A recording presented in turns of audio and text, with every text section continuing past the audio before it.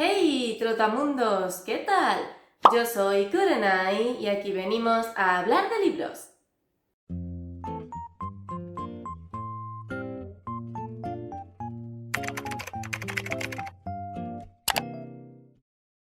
Una de las sensaciones más increíbles como lector, o al menos en mi caso, es cuando empiezas a leerte un libro y te engancha tantísimo que eres incapaz de dejar de leer, que te pasas todo el día pensando en ese libro, en cómo va a continuar la historia y sobre todo en cómo va a terminar. Y a mí, un tipo de libro con el que esto me suele pasar a menudo son los thrillers, los libros de misterio, las novelas negras, porque al final son libros que están hechos precisamente para eso, para enganchar al lector y no soltarle. Y como ahora estamos en una época del año en la que apetece leer algo un poco más oscurito y sangriento, os vengo a traer algunos libros de thriller y misterio que enganchan tanto que os prometo que os los vais a terminar en una tarde.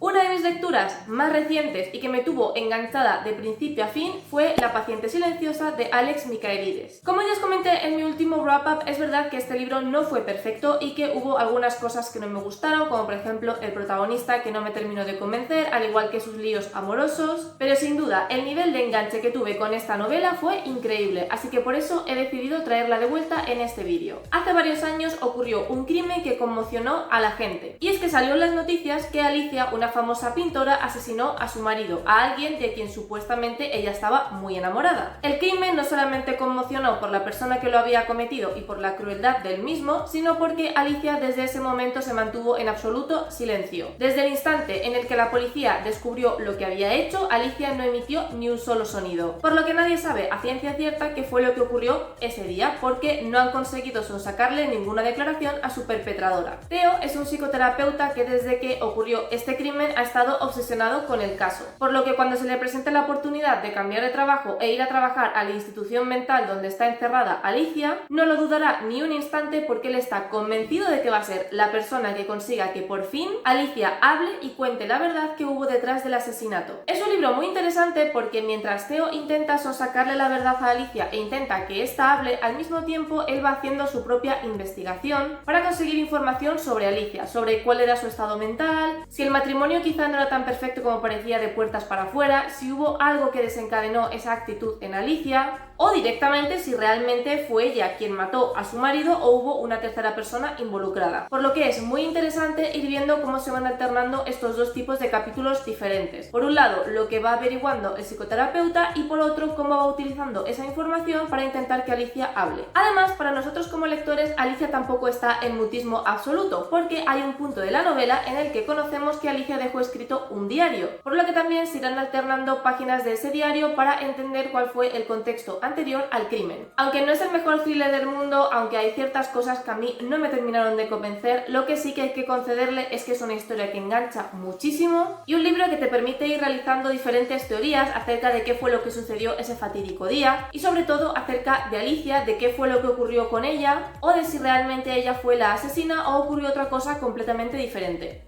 Un thriller del que se habla muy poco y es una lástima porque de verdad que fue una lectura que me enganchó de principio a fin es El secreto de Summerbound de Emma Rose. Al igual que La paciente silenciosa no es el mejor thriller del mundo, es verdad que hay algunas cosas que tampoco me cuadraron, pero lo que viene siendo a nivel trama, yo empecé este libro y no fui capaz de soltarlo hasta que averigüé la verdad. Empezamos la historia cuando Serafín tiene que regresar a la casa familiar después de que haya fallecido su padre. Será allí cuando, rebuscando entre sus cosas, encuentre una fotografía bastante extraña. Y es que resulta que es una fotografía que fue tomada exactamente el mismo día en el que ella y su hermano gemelo nacieron. Sin embargo, su madre en esa foto solamente está sosteniendo un bebé. Por lo que Serafín no puede evitar preguntarse quién es el bebé de la foto, por qué en esa foto falta su hermano, o si de hecho es su hermano y en la foto falta ella, o si por el contrario no es ninguno de los dos y resulta ser un tercer bebé del cual ellos no tenían constancia. Algo que sería bastante extraño teniendo en cuenta que, como digo, esa foto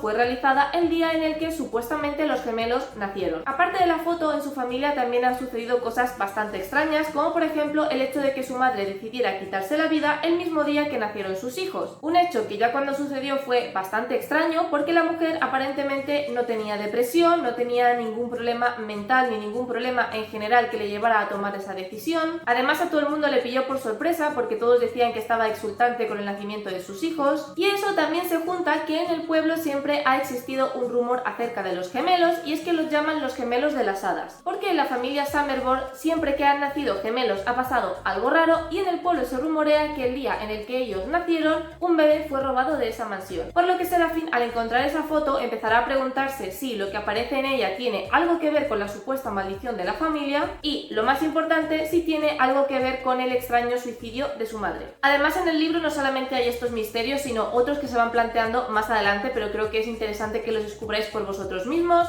Pero digamos que el día en el que la madre de la protagonista se quitó la vida, pasaron ciertos sucesos bastante extraños, de los cuales, si vamos tirando del hilo y nos vamos analizando, nos podemos dar cuenta de que algo definitivamente huele bastante mal. Una cosa que me gustó mucho de este thriller es que yo, por lo menos, en ningún momento me hice la idea de qué es lo que iba a suceder exactamente. Es verdad que te van dando muchas pistas, que conforme Serafín va investigando sobre su familia o va entrevistándose con la gente que estuvo ese día en su casa, con la gente del servicio, con la gente del pueblo, como que te vas haciendo tus propias teorías de qué fue lo que pudo pasar ese fatídico día, pero realmente hasta que no llegas prácticamente al final, es como que no te das cuenta de la magnitud de lo que ocurrió realmente, porque aunque al principio pueda parecer una resolución bastante simplona, te vas dando cuenta de que cuantas más cosas averiguas, más cosas hay que no están concordando y que parece que hay una pieza clave que no somos capaces de encontrar. De este thriller, sin duda, lo que más me flojeó fue la protagonista, porque en ciertos puntos se me hacía un poco insoportable, y también un poco la escritura. Pero si sois capaces de pasar esos dos escollos iniciales y lo que queréis es una historia de misterio que os mantenga en vilo,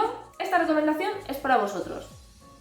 En cambio, un thriller que se va a convertir en una de mis mejores lecturas del 2025 es Lo que esconde el bosque, de Kate Alice Marshall. Cuando Cassidy, Naomi y Olive eran pequeñas, estaban obsesionadas con la magia. Creían que ellas eran brujas, que podían hacer magia, y les gustaba muchísimo pasar tiempo en el bosque haciendo supuestos hechizos, aquelarres y demás. Hasta que un trágico evento las traumatizó para siempre, porque uno de esos días en los que estaban en el bosque jugando, un hombre salido de la nada agredió a Naomi hasta casi matarla. Sus amigas, que vieron claramente al agresor, testificaron en su contra, y resultó ser un hombre que llevaba muchísimos años siendo buscado por la policía porque se dedicaba a secuestrar a chicas, abusar de ellas y después matarlas. Muchos años después, y cuando las tres ya son adultas y más o menos han recuperado su vida, aunque Naomi lógicamente sigue teniendo bastantes secuelas de aquel suceso, esta escucha en la televisión que el hombre que casi la mata ha muerto en la cárcel, lo cual supone un evidente alivio para ella, y decide regresar al pueblo de su infancia para volver a quedar con sus amigas y celebrar que por fin se ha acabado todo. Sin embargo, regresar a ese pueblo no le da la paz mental que ella creía, porque al hacerlo y volver a revivir de cierta forma el caso, le hace darse cuenta de que hay ciertas cosas de lo que pasó aquel día que ella no tiene muy claras, de que algunas de las declaraciones que hicieron sus amigas no coinciden muy bien con sus propios recuerdos y que ella misma tiene los recuerdos un poco borrosos. A eso se unirá que Naomi conocerá a un chico que se dedica a hacer podcast y que una de sus grandes obsesiones es precisamente el caso de Naomi, dado que este chico no está muy seguro de la versión oficial y está convencido de que la declaración de las niñas esconde mucho más de lo que parece. Por lo que a raíz de conocerle, Naomi empezará un poco a plantearse esas dudas que toda su vida han estado con ellas y a preguntarse si realmente la persona que la agredió es la que ha muerto en la cárcel o hay algo más. Este thriller es bastante más oscuro que el anterior, tanto por los sucesos que en él se narran como también un poco esa ambientación en el bosque, que pasó de ser un lugar seguro para las niñas a convertirse en un lugar de auténtica pesadilla. Es una novela muy interesante porque vamos viendo cómo Naomi va haciendo introspección, va regresando a lo que sucedió aquel día, a todos esos recuerdos que ella tenía reprimidos porque digamos que no terminaban de encajar con lo que el resto de gente decía que pasó aquel día, por lo que Naomi se pregunta si sus recuerdos son reales o realmente hay algo más ahí detrás, y vamos poco a poco tirando de los hilos, vamos entrevistando al resto de personajes, vamos encontrando incoherencias en sus discursos, y de nuevo estamos ante un final absolutamente espectacular que incluso aunque en los últimos capítulos puedas prever por dónde va la cosa, al final termina convirtiéndose en una bola mucho más grande y en un misterio mucho más aterrador de lo que puede parecer al principio. Ahora vamos con una novela de espías. La primera vez que yo leo una novela de este tipo y la verdad es que me fascinó. Y es La primera mentira gana, de Ashley Elston. Nuestra protagonista es Evie, que tiene todo lo que una mujer de su edad desearía tener. Un novio increíble con el que tiene un montón de planes de futuro y con el que se acaba de mudar, un trabajo que le gusta y que le llena, en definitiva, una vida con la que está muy satisfecha. ¿Cuál es el problema? Que ni Evie se llama Evie y su novio no es su novio. En realidad Evie es una tapadera para su nuevo trabajo. trabajo, dado que ella es espía. Y tiene un jefe que le va encargando diversas misiones bastante peliagudas en las cuales ella tiene que inventarse una nueva identidad e infiltrarse con esa identidad en la vida de su víctima. Una vez consigue acercarse al objetivo, su jefe le irá dando distintas indicaciones para que ella sepa exactamente qué es lo que tiene que buscar o cómo tiene que actuar. Es una de las mejores en su trabajo, lleva muchísimos años haciendo esto, por lo que piensa que esta va a ser simplemente una misión más. Sin embargo, cuanto más conoce a Ryan, más se va enamorando Evie de él, por lo que sus sentimientos hacia su objetivo comienzan a perjudicarle en su trabajo. Además, Evie está entre la espada y la pared, porque digamos que su último encargo no salió exactamente bien, por lo que su jefe la tiene bastante amenazada y considera que esta es su última oportunidad, y que si no es capaz de hacer bien su trabajo, Evie va a perder todo aquello por lo que ha estado luchando. Esta es una historia muy interesante, porque lo primero que nos llama la atención o lo que queremos saber es quién es realmente Evie, porque al principio no conocemos absolutamente nada de ella, simplemente nos va dando como unas pinceladas para que nosotros entendamos que ella en realidad no es Evie, sino que es una espía que está en una misión. Pero no sabemos qué misión es, no sabemos cuál es su verdadera identidad, no sabemos cuál es su pasado, a pesar de que este es bastante relevante para el personaje y para la situación en la que se encuentra al inicio del libro, si su jefe es de los buenos o de los malos, en el sentido de si usa a sus espías para sacar trapos sucios para denunciar ilegalidades de una determinada persona o si simplemente utiliza esa información en su propio beneficio. Además, cuanto más va pasando el tiempo, Evie se va dando cuenta de que ese trabajo no es igual que el resto, porque el modus operandi, aunque sí que es el mismo, tiene ciertos cambios que la van desconcertando y que no entiende muy bien el porqué. Así que, además de enfocarse en su misión, también tendrá que preguntarse qué es lo que quiere su jefe exactamente de ella y si el encargo es algún tipo de trampa. Es una historia que va alternando entre el pasado de Evie y lo que está sucediendo en la actualidad, porque lo que ocurrió en su pasado está intrínsecamente relacionado con la misión que está llevando a cabo. Sin embargo, este pasado te lo van dando como a píldoras. Evie te va hablando de cosas así de manera como muy casual y que tú no tienes ni idea de que van a ser fundamentales para el final, por lo que tienes que retener muy bien esa información, porque llegará un punto en la novela en la que te irás dando cuenta de que los datos que te han dado con anterioridad son claves para entender según qué cosas que están sucediendo en el libro, por lo que es uno de esos libros que tienes que leer con la atención 100% puesta, porque además eso te ayudará a ir atando cabos y a ir realizando el rompecabezas. Aún así, por muchas teorías que yo me iba haciendo, de verdad que hasta que llega el final no me di cuenta de la magnitud de todo lo que estaba sucediendo en el libro.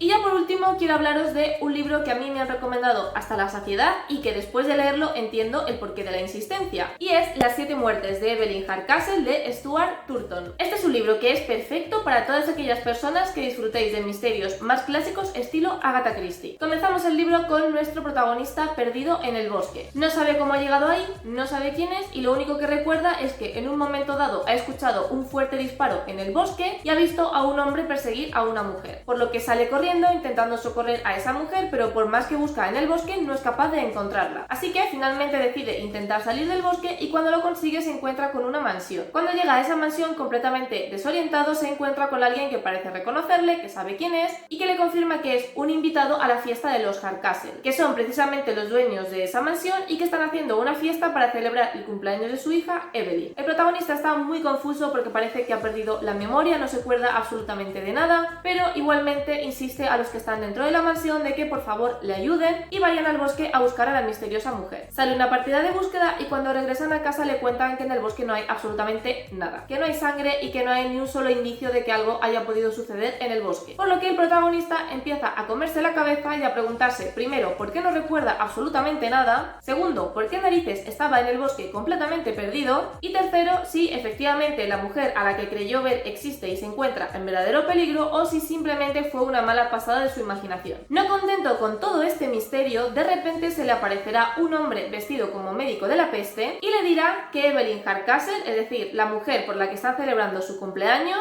va a morir y él tiene que evitar sí o sí su asesinato. Este libro de verdad que es una locura porque ya empieza de una manera muy fuerte, que es intentando entender qué es lo que le ha pasado exactamente al personaje y por supuesto nosotros tenemos las mismas dudas de qué ha pasado con la mujer del bosque, si realmente había una mujer en el bosque, qué es lo que ha ha pasado con el protagonista para que termine en esa situación. Y luego ya la guinda del pastel es cuando aparece este sujeto y le dice: oye, esta persona va a morir en los días venideros y tú, que no la conoces absolutamente de nada, tienes que averiguar quién la va a matar y por qué y evitar que eso suceda. Como imaginaréis, este hombre entra en absoluto pánico, en plan: ¿quién narices eres tú? ¿Quién narices es Evelyn? ¿Quién soy yo y qué hago aquí? Y bueno, pues lo interesante del libro es no solamente averiguar quién es efectivamente este personaje, cómo ha terminado en esa mansión, qué le ha pasado a su memoria, sino también ver cómo al final tiene que ir investigando y conociendo de nuevo a esas personas para averiguar quién es Evelyn y quién querría hacerla daño. Además de la amenaza del médico de la peste de que si no consigue evitar el asesinato, nunca va a ser capaz de salir de esa mansión. Esta novela es una de esas en las que es un poco complicado entrar, o al menos a mí me lo pareció, porque de repente tenemos un elemento de realismo mágico con el que yo no contaba y que hace que la trama se enrede todavía más. Además, las conversaciones de los personajes terminan solapándose entre ellas, asistimos a varios eventos que pasan al mismo tiempo pero en lugares diferentes y con personajes diferentes, entonces al final llega un punto en el que sabemos o queremos saber exactamente qué hizo cada personaje en cada momento, en cada lugar, y todo eso tenemos que ir uniéndolo para averiguar quién quiere matar a Evelyn. Es un libro que al menos a mí me pareció bastante lioso y confuso, así que si os animáis a leerlo, por favor tened paciencia, y sobre todo si sois como yo, que os cuesta mucho retener datos como personajes, horas o elementos claves en los diálogos, os animo a que lo apuntéis, porque yo de verdad que no lo hice y llegó un punto en el que yo no sabía ni en qué día estaban los personajes, ni quién era quién, ni quién hizo qué, y tenía un cacao en mi cabeza que ni te cuento. Es verdad que luego al final todo va cogiendo sentido y vas siguiendo un poco el hilo de los pensamientos del protagonista y vas uniéndote a su investigación, a sus pesquisas, haciendo tus propias teorías, viendo si coinciden con las del protagonista o no, pero hasta llegar a ese punto en el que tienes toda la información clave para poder seguir bien la trama del libro, a mí por lo menos me costó bastante. Aún así, eso no quita que sea un libro absolutamente magnífico y magistral en la forma en la que está construido.